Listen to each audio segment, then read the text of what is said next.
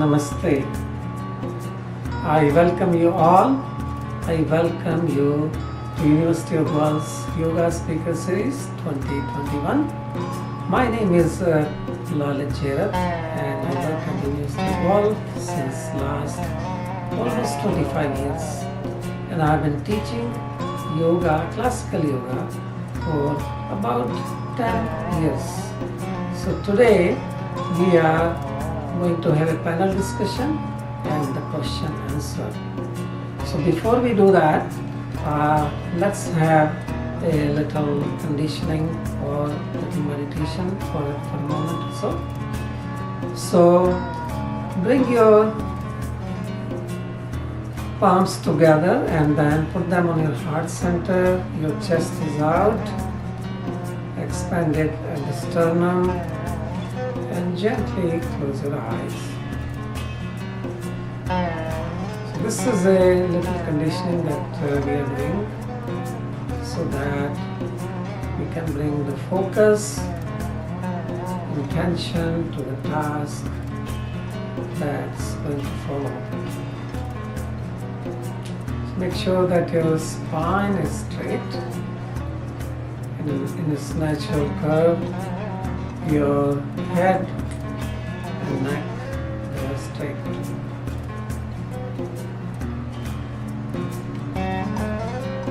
So now just pay attention to your breath. You can follow the breath when you inhale and then follow the breath when you exhale.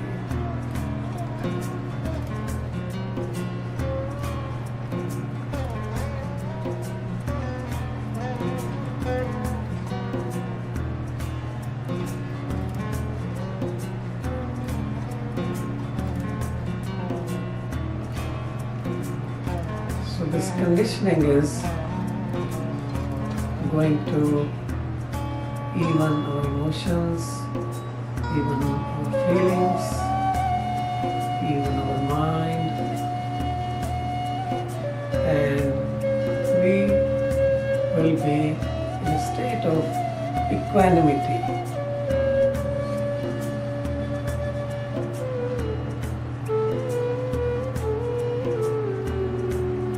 Now you can open your eyes if you wish, or you can continue your eyes closed throughout this session, this panel speaker session. So now, before we start our panel discussion, we are going to do the land acknowledgement. That is very important. With all the meetings that we have been doing, we have dedicated our meetings to the land acknowledgement. The University of Guelph resides in the ancestral and treaty lands of the Etta Vandaron people and Mississaugas of the Credit, and we recognize and honor our Anishinaabe, Haudenosaunee and Métis neighbors. The dish with one spoon covenant speaks to our collective responsibility to steward and sustain the land and the environment in which we live and work. Namaste. So now I'm going to introduce our panelists, our panel of distinguished speakers, world-renowned yogis, and amazing speakers. So first I'm going to introduce Hansaji. So Hansaji and every panelist, when I call your name, please you can raise your hand and say, yes, I'm here. So I'm going to introduce Dr. Hansaji. Dr. Hansaji is the director of the Yoga Institute in Mumbai, India. She is the first lady yoga guru. She's very well known about that. And now I'm going to introduce Dr. Franco Vaccarino. Dr. Franco is the past president and vice chancellor of the University of Guelph. So currently he is the professor in the Department of Psychology. And now I'm going to introduce Dr. Praveen Saxena. Praveen Saxena is a professor in the plant science, the Department of Plant Science, and he has been the director of the Grip Institute as well. And the next on our panel is Dr. Hansbecker. Dr. Hansbecker is again a professor at the University of Guelph in the Department of Sociology. So he's our fourth speaker. And then lastly, I'm going to introduce you to Professor Dr. Ananta Giri. Dr. Ananta Giri is from Chennai, and he is the professor at the Madras Institute of Development Studies. So we have these beautiful speakers here, and I won't take much of our time here, and then I'm going to open the floor for any questions that you have. Now that we also have all the panels together, so they can also, question each other. So that's very nice to bring them all together so that they're not by themselves, and there's a platform for discussion here. So is there any question from the audience? So I'm looking for a question from the audience.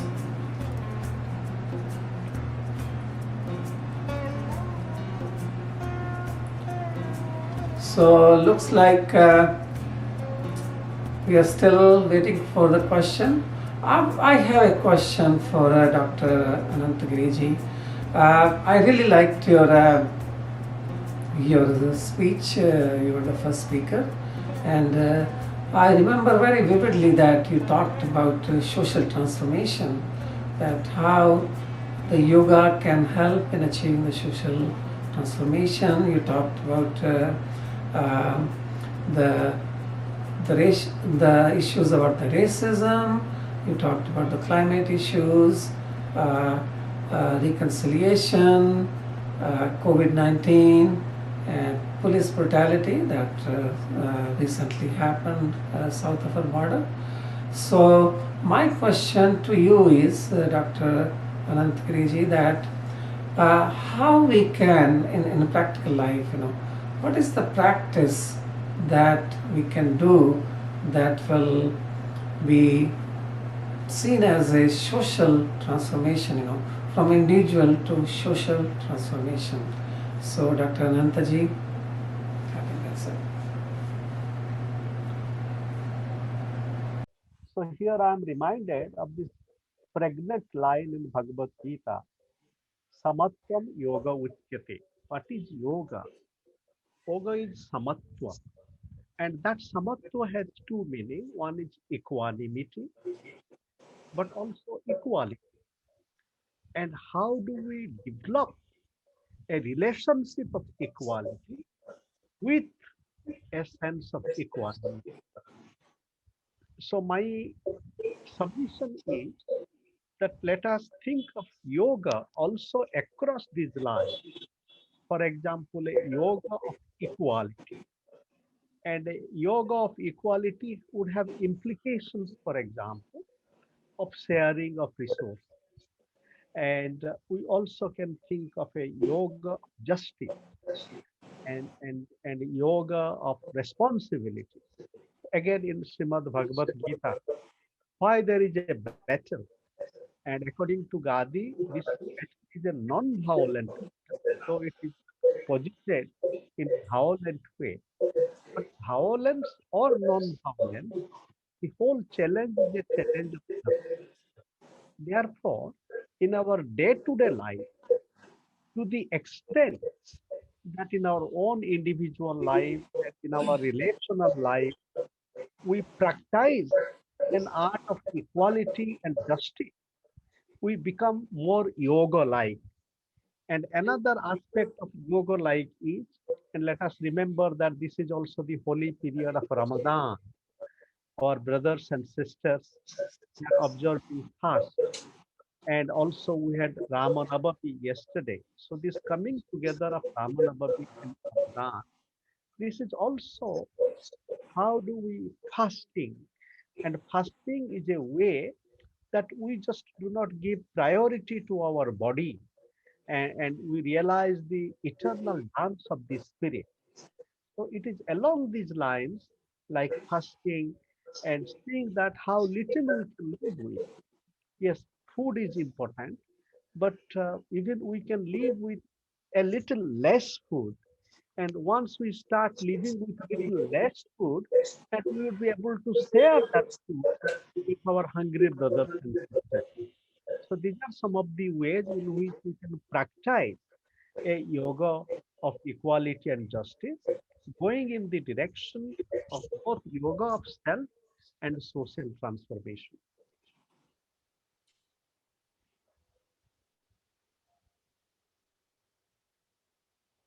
Thank you, Anantaji. Thank you very much. Beautiful answer to that question.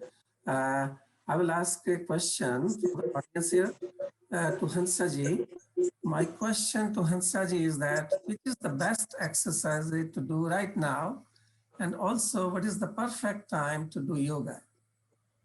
Hansaji, please.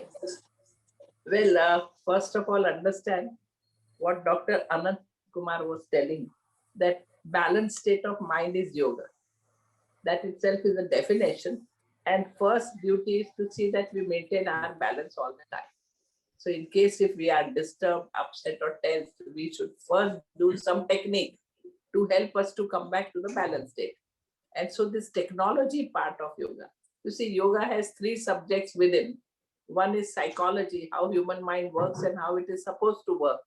Second is philosophy, the purpose and goal of whatever you are doing in life has to be kept in mind. And third is this technology. This technology really helps to bring mind back to yourself in balance. So here what you asked was what immediately we should do. Right now with us, our breath is there. So we should just see that we take a long inhalation, slow and long inhalation, very slowly, and long exhalation. This simple technique of breathing in long and breathing out long. That is one. And second technique, which I strongly recommend in this COVID atmosphere, where the vibrations have to become strong in our body. And in this, we have to create those vibrations so that COVID uh, doesn't spread in our system. It has been well, proved now recently that these vibrations work wonders in our body, because vibrations are there everywhere and so within us also. Now this pranayam, which is called as Brahmari pranayam, when you breathe in, hold your breath and then create a vibration.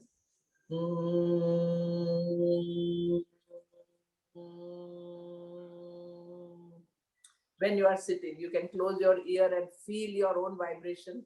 You can keep your hand over your head and feel the vibrations going into the system. Respiratory system would really get developed because you are exhaling, relaxing your lungs. And so these techniques should be done very regularly.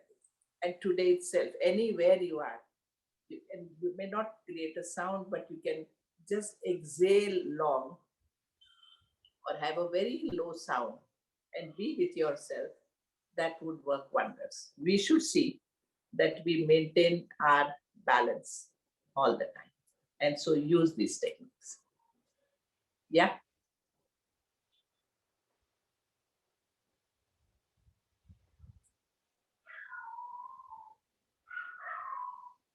Thank you, Hansaji. Thank you very much. Thank you for your great answer. Is there any other question from the audience?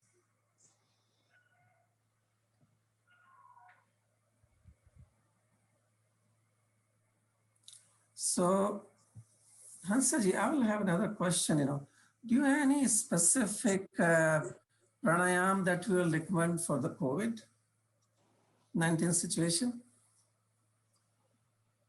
Well, keeping this COVID in mind, person has to develop his respiratory system very strongly.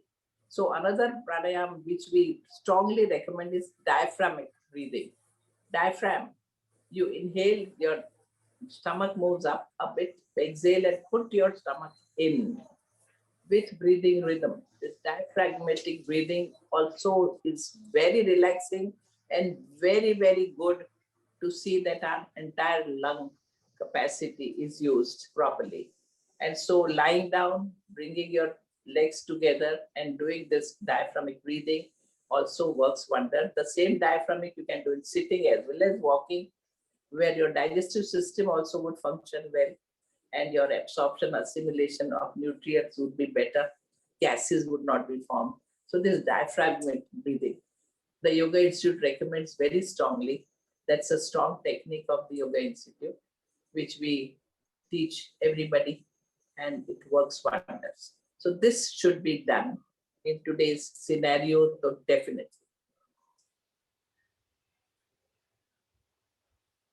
Hansaji, I know that you're on a short time here, so Hansaji has to go because uh, in India and other places, there is a lockdown situation, and she has people who are helping us, and they need to go back. And so, Hansaji, thank you very much for being with us. Your valuable time and your valuable advice and words of wisdom. Thank you so much. And, Dr. before Lalit, we go, maybe you Dr. can. Lalit, yes, yes. Dr. Lalitji, your effort is commendable, and all these speakers who spoke, I really appreciate, because all such thoughts have to go to the world.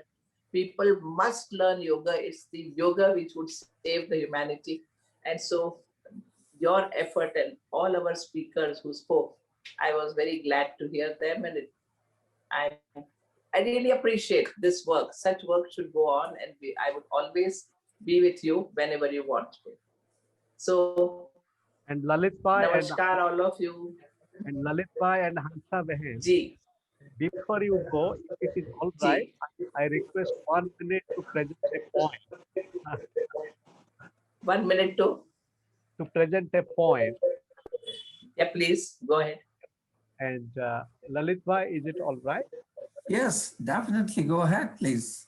And it goes like this: Logos, word, spirit, world, join us in our offering, becomes manifest in our journey of sincere seeking. Love, labor, and meditative co-being, sprouting multitudes of co-realizing dancing. So, Okay, very fine. Namaskar, all of you. Thank you. Granted. Thank you. We'll see you again soon. Yes, welcome. Thank you.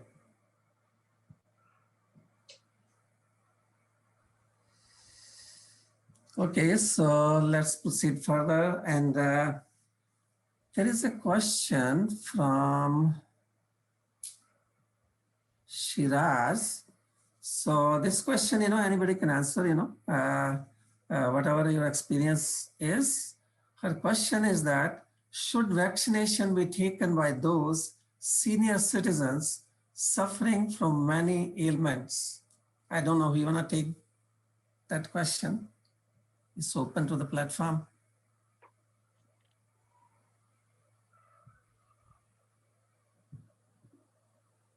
Praveenji, would you take a chance? It's a very important question, and I appreciate it being in that category myself, with the age group of 60 plus. I think it's not easy to answer because the complications that people have are very different, and there cannot be a generalized answer to this. However, as the CDC in the United States and the World Health Organization suggests, it is okay, it is good to have vaccination for most of us. And again, I'm not a medical practitioner to recommend one way or the other. But if I were to take a stand myself, despite all the complications, I would still take it because it's an independent mechanism of acquiring immunity against the disease. The other medications will go on. The most important and critical factor is that the physician who has recommended those drugs should be aware of it. Generally, the interactions are not there. That is drug to drug. Vaccine is different. But having said that, most doctors that I know are actually recommending that the vaccination should go on. I know that it's probably not a very straightforward answer, but that's what we know in terms of science today.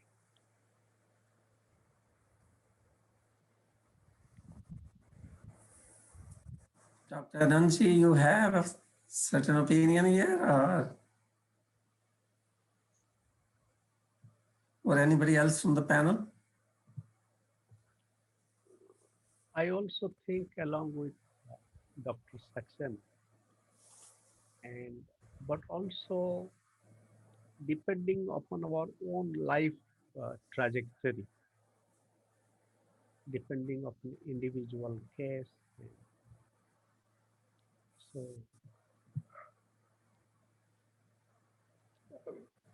I think it's important to appreciate that some complications are much more complicated. So, for example, extreme cases of diabetes affects many organs and biological systems within the body. What that means is that it's a difficult choice. Are we going to take or not take vaccine? Uh, at the same time, uh, given a choice and looking at the conditions that people are going through today on different parts of the world, it's probably wise to at least protect yourself in case of an infection, and especially at the old age. Um, However, again, somebody suffering from a heart disease is a different type of scenario compared to the diabetes.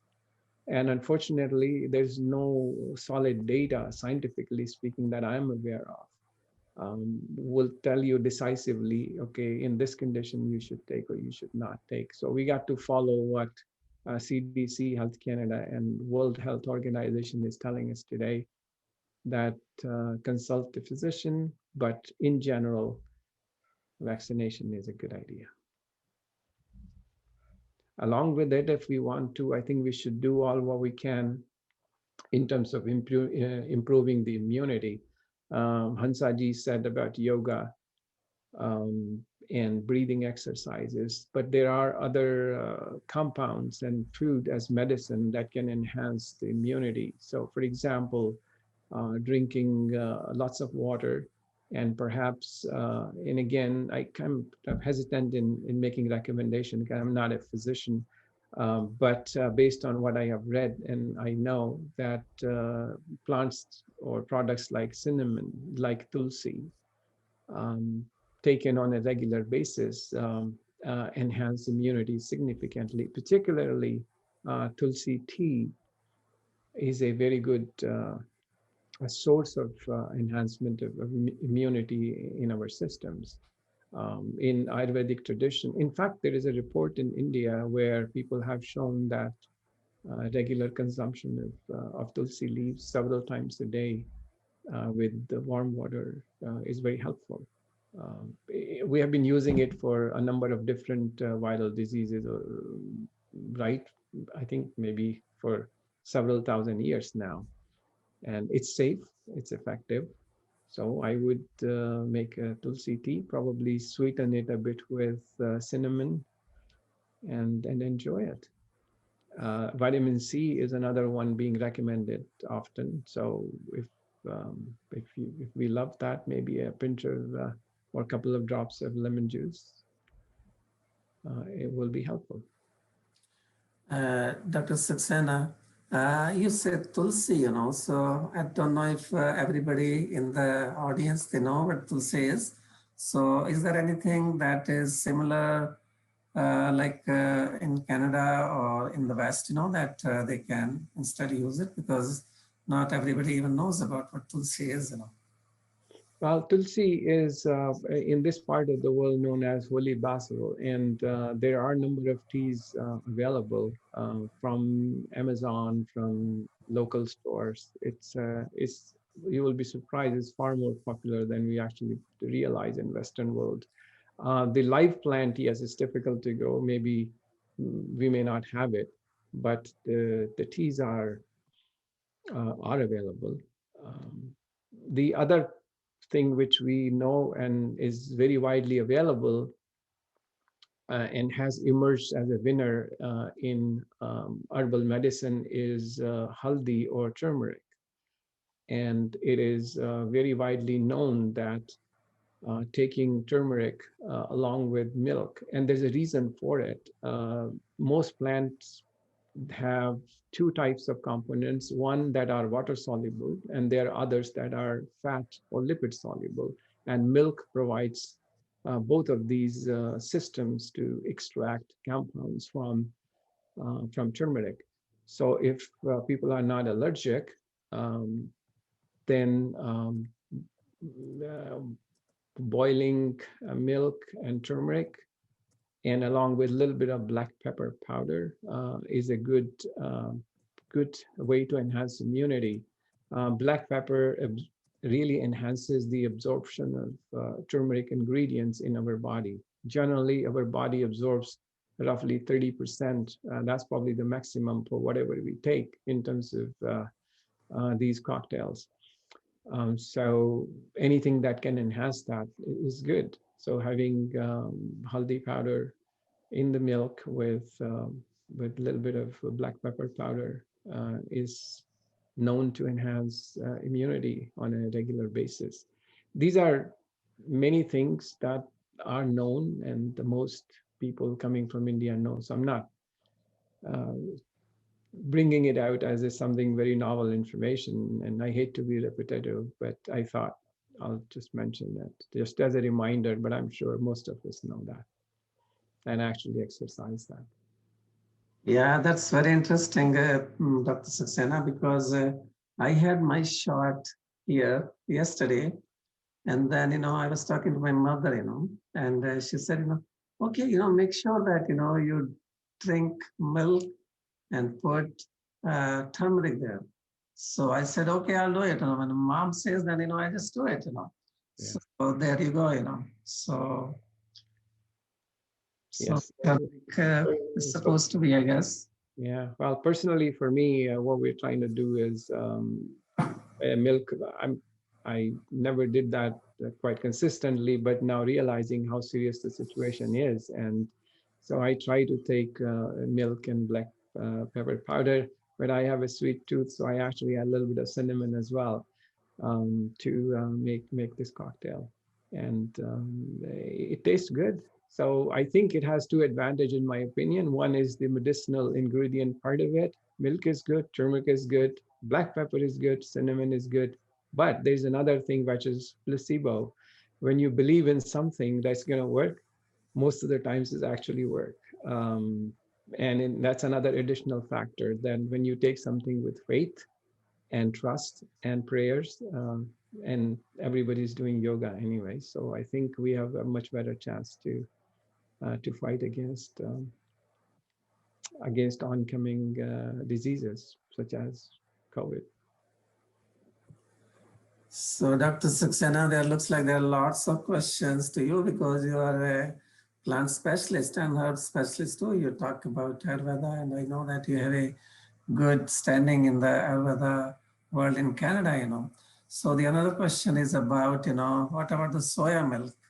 Does soya milk has any properties that may help?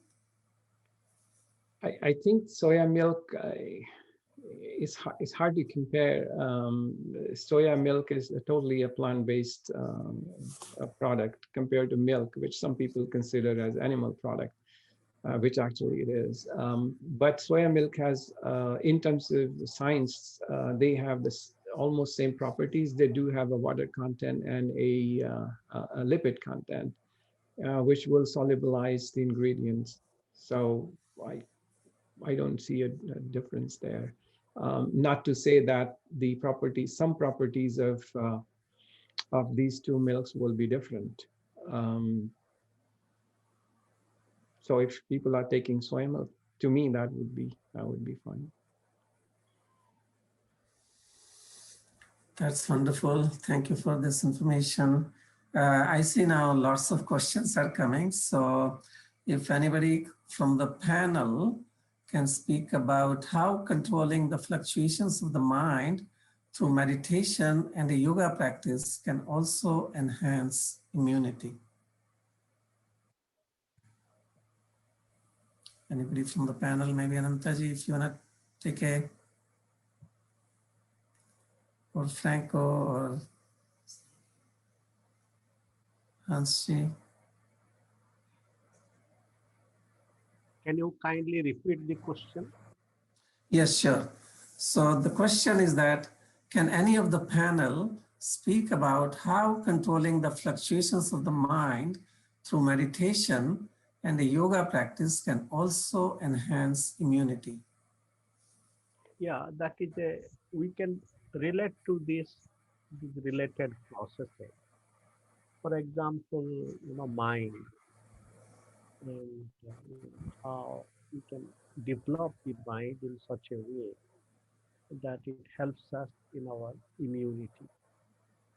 It means that our whole mind and body and also spirit, let us put all these things together, mind, body, and spirit.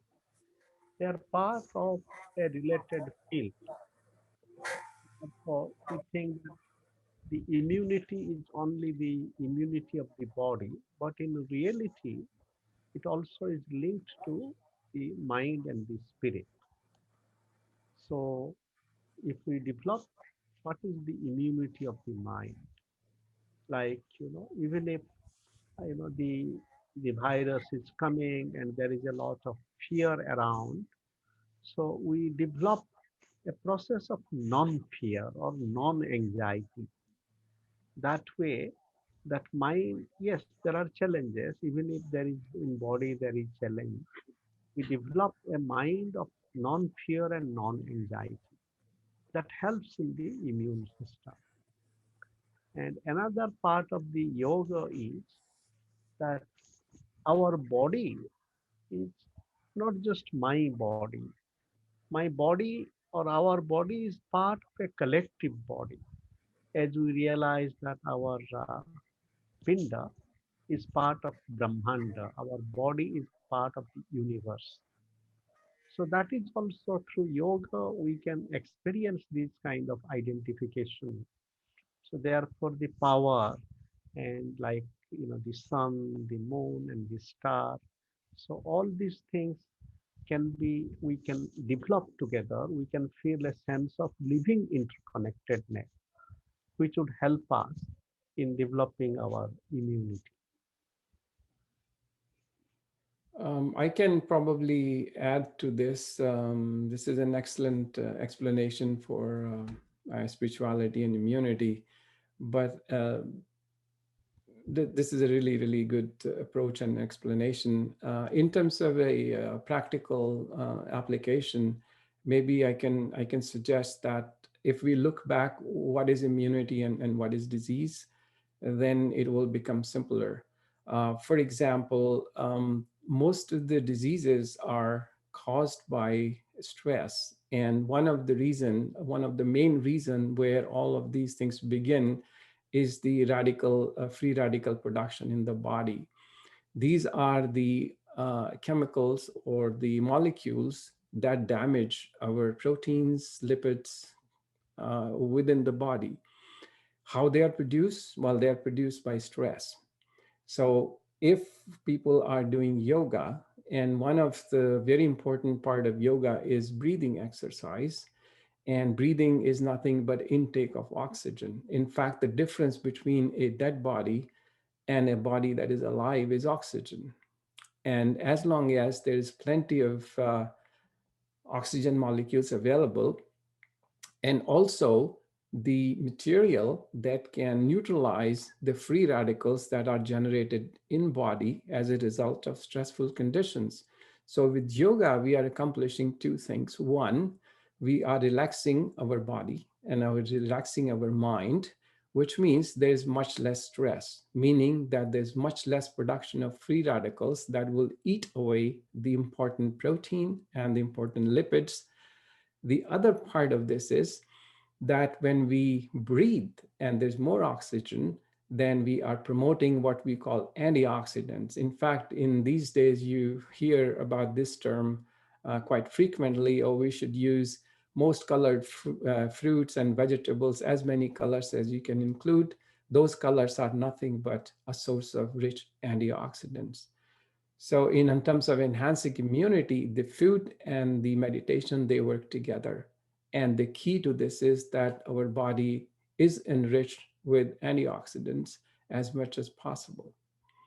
So the question was, how do you, or how does meditation enhances immunity? While meditation reduces stress and therefore lowers down the free radicals. And at the same time, when you're concentrating on breathing exercises and patterns, then it also helps to maintain what we call an antioxidant environment within the body, within the mind. So there are two advantages of meditation in that sense. I hope that I am able to connect to the question in a right way, but if not, then please let me know what I missed. Maybe one connecting thought here is that along with this creating a field of moving beyond stress, even if we are feeling stressed, then how do we take note of that and then move from stress to stresslessness? So here I am thinking of creating an ecosystem, and the great ecological thinker Gregory Bateson talked about an ecology of mind. So we can think of an ecology of body, mind, and spirit, also societal. That the stress that is coming, this has multiple origins, but the process of overcoming stress also has multiple support. Yoga as breathing exercise is one way of overcoming stress, but also our assuring societal relationships. Like when I am feeling stressed, you are there to hold my hand, for example. So therefore, that kind of an ecosystem of mutual nurturance, which we can realize at a kind of creative societal yoga. Now, even if you are feeling stress, I hold your breath and I hold your hand. So that ecosystem also helps us here. Yes, we all have our requirements at different stages of life, and what you said is very, very applicable. That's wonderful. Very, very interesting dynamics here between Praveenji, Dr. Saxena, and Dr. Ananta Giri. So just wanted to share today is also Earth Day, okay? And this conference, this meeting, this panel, right in time there. So yoga is very much connected to the earth, and what a beautiful day to celebrate this way, by doing the yoga meeting here. So I will move to the next question from here. Perhaps maybe it's for anybody can, but if Dr. Franco, if you're there, maybe you can answer that. The question is from Diana O'Reilly. The question is, I'm interested in yoga for people who have suffered trauma. How should a yoga practice adapt to those that have suffered trauma, and how does the appropriate yoga practice change those that have suffered trauma?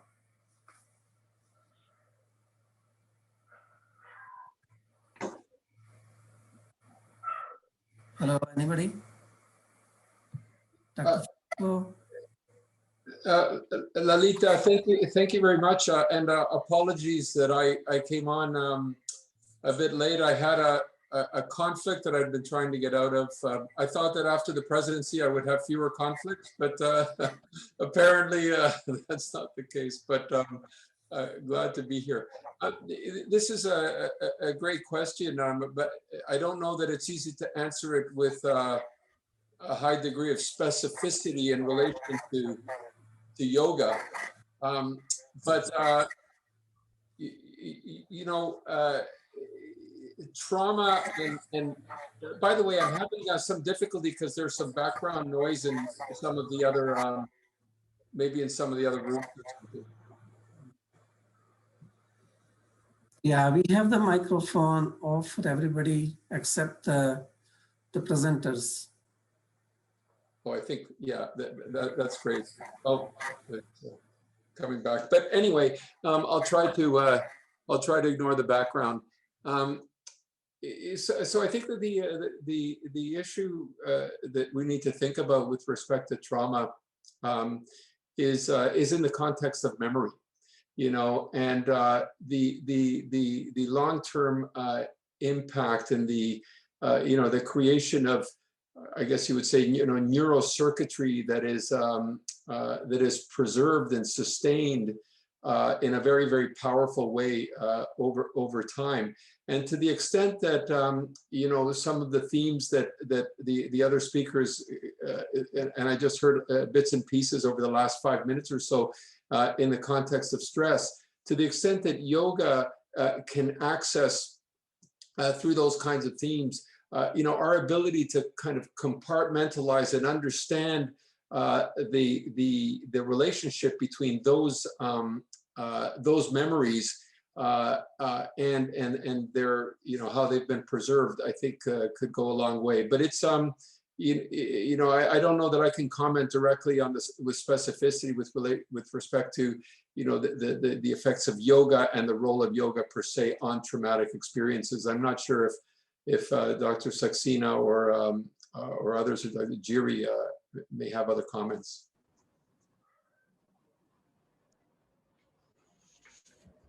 Yes, maybe again, if I may, that trauma also has multiple origins. And for example, there is also social trauma. And in conditions of social trauma, yoga in its multiple manifestations, for example, yoga in individual life, you know, which helps us to develop a sense of non-fear, because trauma is related to fear, body, anxiety, the fear of the other. So yoga helps us to overcome this. The second aspect of yoga is that yoga adds social relationships in traumatic conditions. For example, look at the apartheid system, you know, and it is a condition of social trauma like racism. In India, the caste system, and also gender violence. You know, all these traumatic conditions, as they are being accompanied by practices of more and more trustful communication, trustful relationships, it helps us to overcome trauma, including biological trauma. If I could add to what Dr. Giri said, the yoga has to be understood at two levels. There's a part that deals with our body, and the pranayama and exercise and breathing, they help maintain our body, and the trauma that was having an effect on body can be reduced. But I think trauma, as far as I understand, has much more impact on the mind. And the reason that it has is because mind has the tendency to go back again and again and again to the same point. Now, how do you deflect that? And I'll tell you a little bit of an anecdote that I read in one of Indian scriptures. And long story short, if we remember that this too will pass, will help. The idea is that we do not give energy to the thoughts when trauma or the events related to trauma are on the horizon of our mind. It is the tendency, for example, in the night, problems are always bigger. If I sleep with a bad thought and scared or some unpleasant event, and if I keep thinking about it, it will get bigger and bigger and bigger. In daytime, it is much less. The conclusion from these types of studies, and there are a number of papers published on those, is that if thought is given energy to replicate itself, it enhances trauma. The opposite side of this is people who are suffering from trauma, if somehow they come to a situation where they can say to their mind, I'm not going to give you any more energy to go back again to this point, and therefore accentuate the impact that it has. Perhaps it's a great healer. And yoga comes into practice by concentrating the mind on the good things. Generally, the yoga teaches us that there's no point fighting with the dark. You just shine a light. It's very easy to start fighting with negative thoughts, which is not a good thing. The good thing would be to follow something different. And in yoga, the focus of mind can be on something else other than traumatic event, and therefore the energy is now going to positive thoughts as opposed to negative thoughts. And there are chemical and biological changes in the brain when we practice that, and they all are aided with oxygen that goes in within the breathing exercise. The deep breathing, more oxygen. And I always bring in plants because I'm biased. The difference between life and death is breath, and breath is nothing but oxygen. Where it comes from, it actually comes from plant. So as long as we are able to connect with nature, watch the plants grow. One of the way people deflect traumatic experiences starts to learn gardening, start to watch plants. A seed becomes a shoot and a root and a plant. You look at a seed, you never know what's inside it. Consider this on a philosophical level. This world is like that. Somewhere there is that one point of origin, and the manifestation of that is world. Now, yoga is taking into a very different flight, philosophical flight, I often call. To sum it up, I think for traumatic experiences, physical exercise will help, but it will not get rid of trauma as such. It has to be controlled at the level of mind, as Professor Franco said.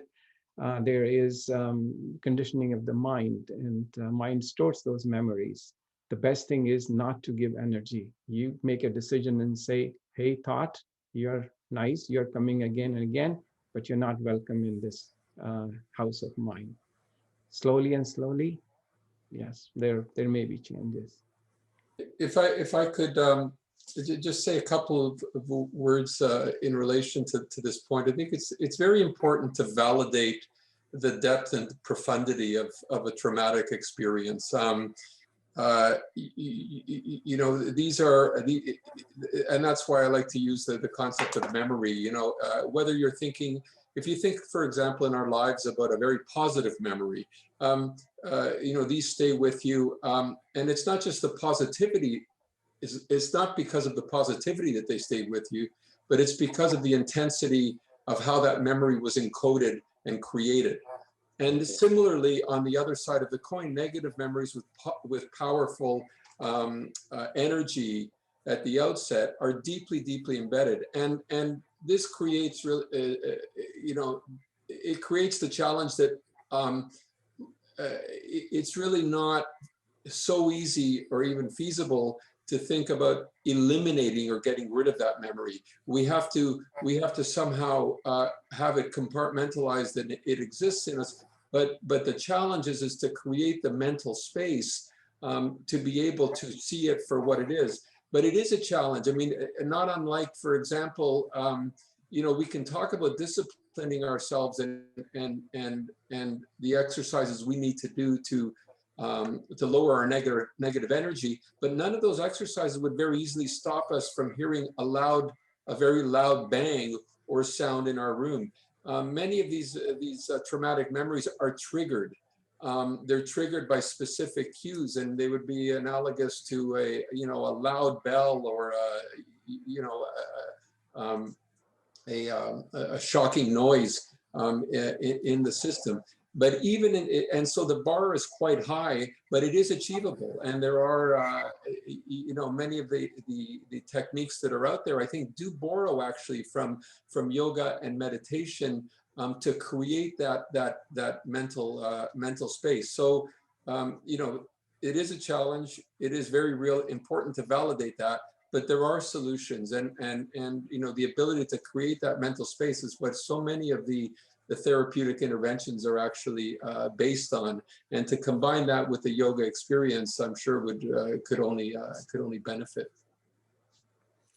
Yeah, that's beautiful discussion here. I think we are almost getting to the end of the this panel timing. And the more interesting discussion is starting. So one of the things I wanted to share is that the yoga actually is about the mind, because even the first or the second sutra in the Yoga Sutra is that yoga is about controlling the fluctuations of the mind. So physical and the other things, they are, just part of that, because we want to just, be healthier and be in that condition. So actually we can really start taking not control, but taking awareness, of the mind, and also, the energy, that's flowing, So that's beautiful there. As I say, we are getting very close. I will ask one more question, and then we'll see how that goes. Thank you very much. Beautiful, beautiful, all the speakers. Question for Dr. Vaccarino. So you're in demand now. Can you please talk more about creating space, as you mentioned in your lecture, particularly for people who suffer from anxiety and depression? I'm trying to convince my studious first-year university child who suffers from both to take some space during her studies, walking, breathing, emptying her mind, but she claims she has no time. I argue that she will have more time if she takes the time to make the space, because she will become more efficient. Can you speak to that and suggest a simple exercise for someone who's young and not open to the practice of yoga? Dr. Franco? Yeah, these are, again, great questions. I'm reminded of a quote I read in a book once, that how can a man who is cold understand a man who is warm? In other words, when you're in a particular state, it's difficult to understand a different state. When you're cold, it's hard to imagine and feel warmth, and conversely. I think that I mention this because I think it's difficult for people who are not in a state of anxiety to understand how constricting and how confining anxiety can be. And so when you're in an anxious state, I tend to think of it as being psychologically myopic. You're just like in myopia, and the visual field constricts, even though in that case, the visual field is smaller. With anxiety, what tends to happen is the psychological field gets constricted. And so it's important to understand that when you're speaking to someone who has that sense of anxiety, they are experiencing a constricted field. So they're actually not easily able to see outside of the borders of their visual field, in this case, their mental field. So it's easy to say, but they don't see anything outside of those boundaries so easily.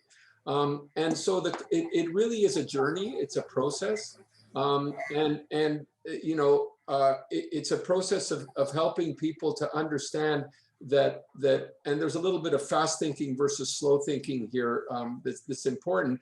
Often when you're caught in these anxiety spirals, you're in a fast thinking system. You're being drawn into the gravitational pull, the black hole of minutia and details and information, and losing that broader perspective. It's outside of the like the visual field. It's outside of it. And so the journey is really helping people develop that perspective. And it takes time. I mean, it requires conversations. And I guess the advice I would give is look for moments with, if you're concerned about a child, or look for moments when I guess there's a bit of openness, because these things are not static. They tend to be a little bit cyclic, and there are moments of openness, of more lucidity. Those are the moments to jump into that conversation and take advantage of those moments. But to try to push something when the person is not prepared or doesn't feel it is very difficult. But it is a journey. It's not a simple switch. It takes time, but to take advantage of those moments. Thank you very much. Is any other panelist have anything to say about that? I can share one of the technique that I've used sometimes with students and my own children. It's basically extension of what Franco was talking about. The simplest thing sometimes I say is that we should not pressure individual who is in anxiety to aim and achieving peace or getting rid of anxiety. I think it creates double anxiety. Okay, I have an anxiety, now I have to get rid of it. So the easiest thing is to do a simple exercise. I tell them, spare 5 minutes, and everyone can spare 5 minutes. It's not a long period of time. Take deep breath without thinking anything, and look at the watch. When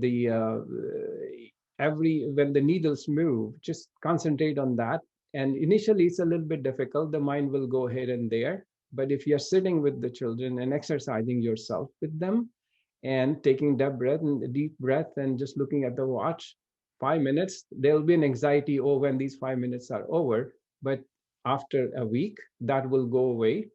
And then they will realize, okay, I'm calm after 5 minutes, and then the life moves on. No pressure of changing yourself overnight. There's no bang, as Franco said, but sometimes it works.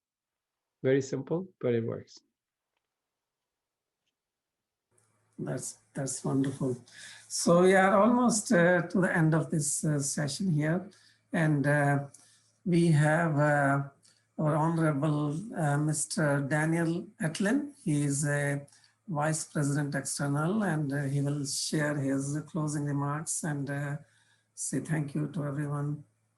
So, hello, Mr. Daniel. Yes, thank you, Lalit. And as we wrap up the final event of the inaugural U of G Yoga Series in 2021, I really would like to thank everyone that was involved. I want to thank the presenters of this yoga speaker series for taking the time to share their wisdom, thoughts, knowledge, research, and personal practice with us. Over the past 2 months, we've been fortunate, given the opportunity to come together to explore the philosophy of yoga from a diverse range of perspectives. The wisdom, depth of thought, and informative nature of the presentations have stimulated an engaging and heartfelt dialogue within our community. We've examined ways in which we can use its practice to overcome obstacles and transform an individual and their interactions with their community and beyond. So thank you to our respective speakers from our very own University of Guelph, Dr. Hansbecker, Dr. Franco Vaccarino, and Dr. Praveen Saxena, as well as our 2 esteemed speakers from India, Dr. Ananta Giri and Dr. Hansaji Yogendra. Thank you to everyone who attended our different sessions and to today's panel. You have contributed to the discussions and have helped to build a supportive and knowledge-sharing global environment. There is no doubt that the shared thought of both panel and audience will stimulate new ideas that will reverberate within individuals and throughout our community in the months and years ahead. This inaugural yoga speaker series has proved very successful in enhancing the lives of its participants, and that's based upon the feedback that we've received. It's been a wonderful opportunity to bring people together and the focus of bringing about positive energy to our campus and community in a time that we've been so isolated and dark during this pandemic. So thank you to the U of G Yoga and Meditation Collective for putting us all together and marking this inaugural yoga speaker series and making it such a success. You have created something that has contributed to the wellness and academic environment at the University of Guelph and beyond, and your efforts have helped to improve the lives of those you've connected with. The U of G Yoga and Meditation Collective continues to offer free classical yoga classes and develop more programming and connections within our community. I would like to take this opportunity to direct everyone to their website, where you can find updates about their events, resources for their own yoga and wellness, and all the recordings from this yoga speaker series. And now I'm going to share my screen.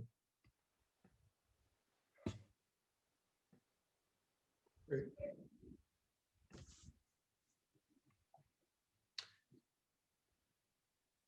There was a link to the partnership in the chat. And please, everyone, take a look at the new site and take a minute to complete the feedback form so that we can continue to offer programming that meets the needs and interest of the community. There is an additional summary of each speaker's presentation for background information.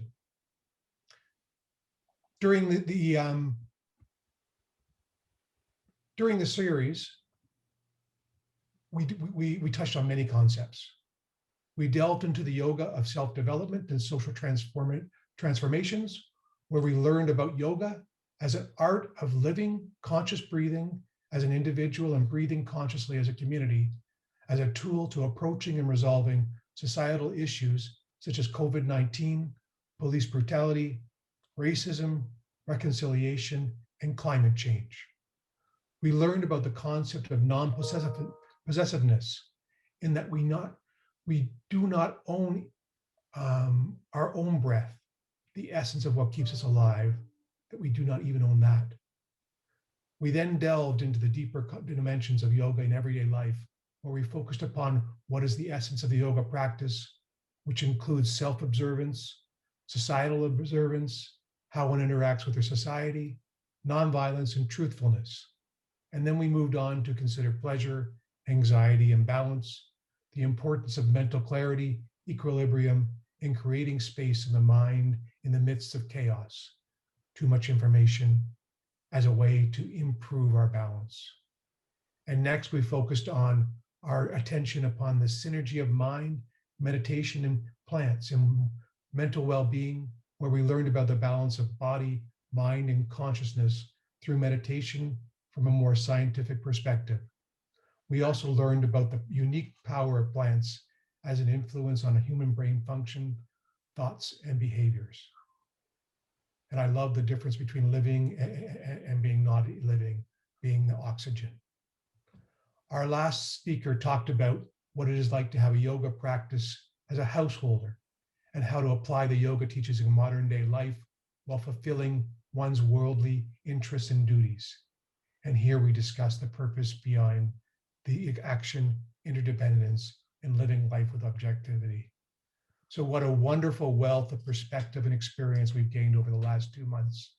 Again, I would like to thank everyone for participating, and especially thank the panelists for contributing so much of their time, their thoughts, and their own perspectives during these sessions.